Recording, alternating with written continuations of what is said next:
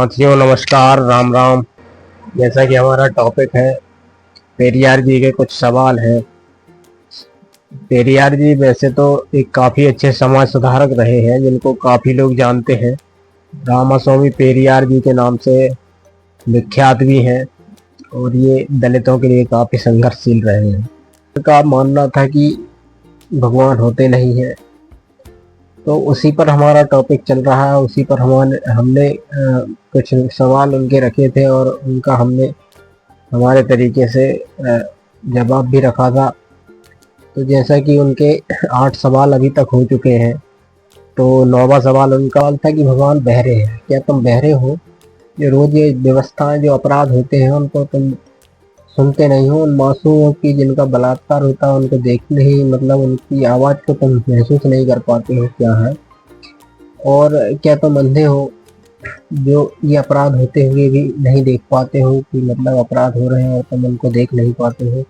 और क्या तुम आतंकवादी से मिले हुए जो धर्म के नाम पर लाखों लोगों को मरवाते रहते हो? और क्या तुम आतंकवादी ही हो जो चाहते हो कि तुमसे लोग डर कर रहें?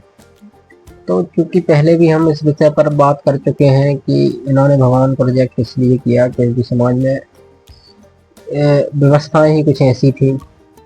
क्योंकि भगवान 9वें सवाल के अनुसार कहा है कि बहरे हैं क्या, तो इसका जवाब है कि भगवान बहरे नहीं है। क्योंकि सूक्ष्म वेद में कहा गया है कि बाणी में कहते हैं, जो कि मुस्लिम मौलानाओं को बताते हुए कहते हैं कि क्या तुमने जो व्यवस्था बना रखी है, अजान करते हो, क्या तुम्हारी मतलब भगवान बहरे हैं? तो उसमें उन्होंने कहा था कि भगवान बहरे नहीं है, और वो चींटी के पैर में भी अगर पायल, छोटी सी पायल बना दी जाए, तो उस पायल की आवाज़ भी भगवान सुनते हैं। तो भगवान बेशक क्यों नहीं मासूम की आवाज़ भी सुन सकते हैं, और जो हो रहे हैं अपराध उनको भी सुन सकते हैं। लेकिन क्योंकि हमने पहले वाले वीडियो में ये बताया था कि भगवान यहाँ पर एक नहीं बल्कि 2 भगवान हैं।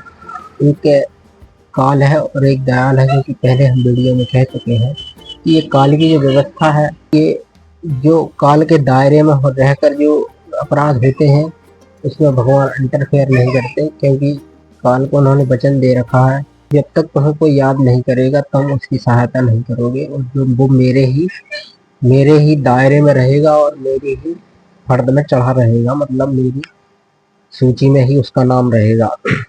तो वो बहरे नहीं है, ना वो अंधे हैं।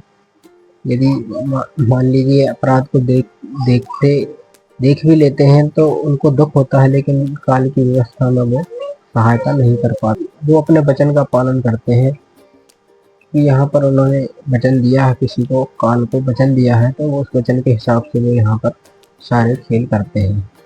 और वो कहते हैं कि क्या तुम आतंकवादी हो, जो लाखों लोग मरते हैं रोज धर्म के नाम पर?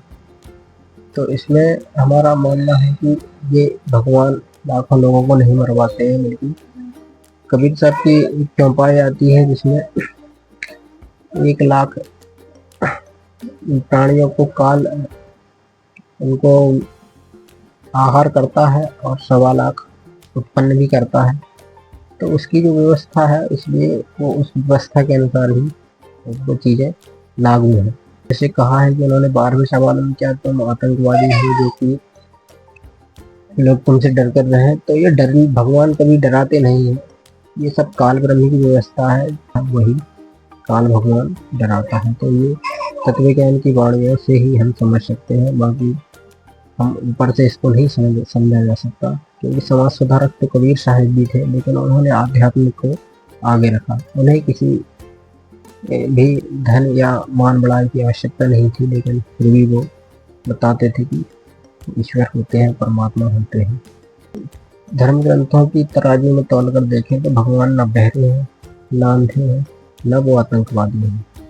क्योंकि अगर जो बहरा और अंधा और आतंकवादी है, वो काल ब्रह्म की व्यवस्था है और वही लोगों को डराता है। क्योंकि गीता जी के अनुसार जब उसने विराट रूप अर्जुन को दिखाया था, तो उसने कहा था कि मैं काल हूँ अर्जुन, मैं काल ब्रह्म हूँ, और मैं लाखों प्राणियों को मेरे भोजन के लिए है, मैं उनको खाता हूँ। और अर्जुन ने भी कहा कि क्या तुम दया नहीं करते, जो ऋषि मुनि भी तुम्हारे मुख में चले आ रहे हैं, सबको तुम खा रहे हो। तो उसने कहा यही मेरा अटल विधान है।